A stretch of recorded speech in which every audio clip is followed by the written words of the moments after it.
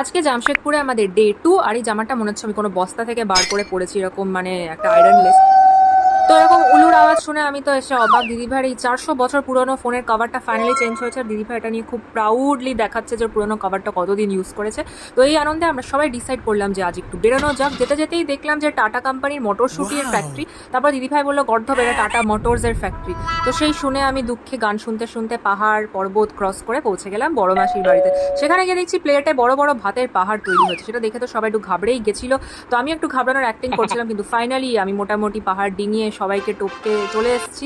আরে আমাকে এত খেতে দেখে সবাই দুপুরবেলা অজ্ঞান হয়ে পড়ে গেছিল। তারপরে আমাকে সাহায্য করার জন্য ডিসাইড করা হলো যে একটা যোগা মাস্টারের কাছে নিয়ে যাবে। তো ওখানেই আমরা চলে এসেছি। কোইন্সিডেন্টালি যোগা মাস্টারের নামও ছিল রিজু, কিন্তু ওর নামের মানের সাথে ওর কাণ্ড কারখানার কোনো মিল পাচ্ছিলাম না। এইটুকু বয়সেরা ফিটনেস দেখে এরা বুকে পাথর চাপা দিয়ে হাততালি তো দিচ্ছে। যাই হোক, মনকে সান্ত্বনা দেওয়ার জন্য লুচি ঘুগনি আর দই বড়া খেয়ে নিলাম।